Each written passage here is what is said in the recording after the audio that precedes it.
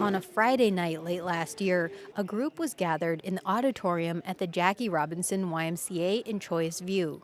There was no bar and no alcohol, but catering staff were passing around trays of appetizers, and almost everyone was dressed up. That includes Armand King, who always looks sharp. Even if he's just wearing a t-shirt, he'll have on sneakers in exactly the same color. It was his event, a graduation ceremony for his nonprofit Paving Great Futures, and he took the stage to talk about his programs, which work with students at low-income schools and train people in culinary skills. And there's some people out here that are being neglected, not recognized, and oftentimes shunned.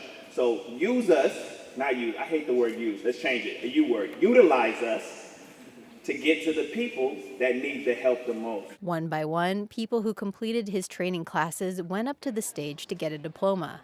But when one particular young man was called up, King hopped back on the microphone. We're hijacking the stage real quick, I hope you don't mind.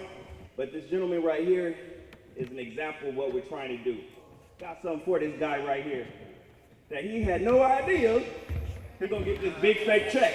King pulled out one of those giant novelty checks. It was written out for $1,000. The man receiving it was Musla Abdul Hafiz. He was living in the neighborhood when the two women were shot outside Dr. J's liquor and remembers it well. When God let that happen to them old ladies, it shined a light on Southeast San Diego. You know what I'm saying? What's going on out here? You know what I'm saying? Why is all these shootings? Why are these people dying? Ain't nobody going to jail? Because the police don't care. Abdul Hafiz says after the shootings, it was different, and not in a good way. Man, it's like, in Ferguson, they was rolling around in tanks and stuff like that. Big military trucks, they was rolling around here like that. It was Operation Shut Down Skyline. It was a war against Skyline, the community of Skyline. Let's say we're investigating a gang crime, and the particular suspect is believed to be from one of the local gang areas.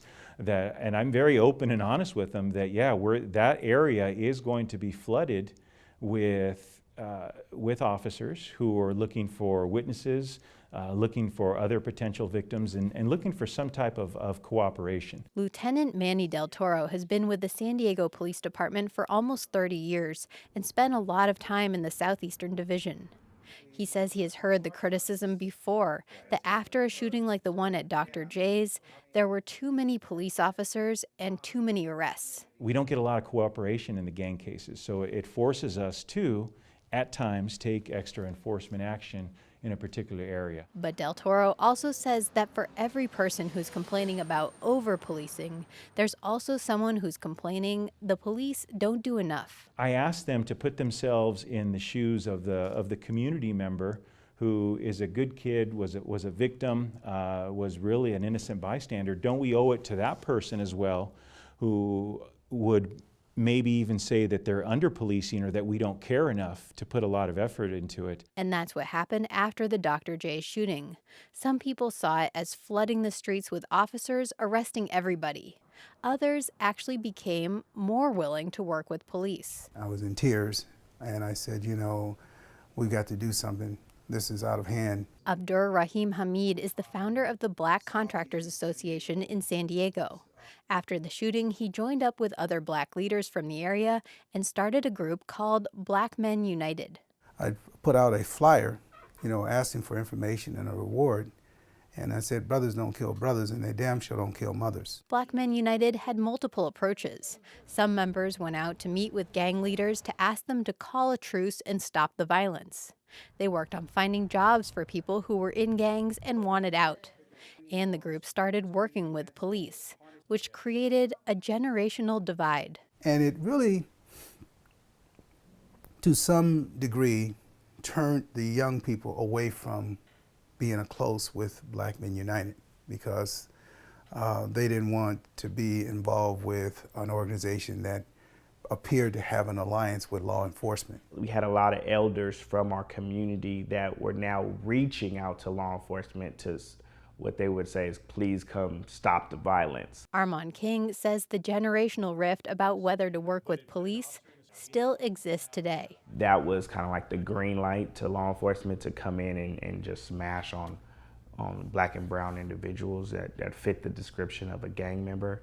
And their excuse was the community is reaching out for us to do it. Whether people liked it or not, there was more police presence and more community cooperation. It's hard to draw any direct correlations from this, but after the shooting, crime did start to go down. 2 years later, the violent crime rate in the area had dipped, and in 2017, the rate was down by almost half. Along with boosting police presence, the police chief also did something else. He started a task force to solve the murders of the two women. But for many years, it didn't look like they were going to have any success. Tomorrow, we'll talk about how police eventually landed on a suspect. Claire Tregesser, KPBS News.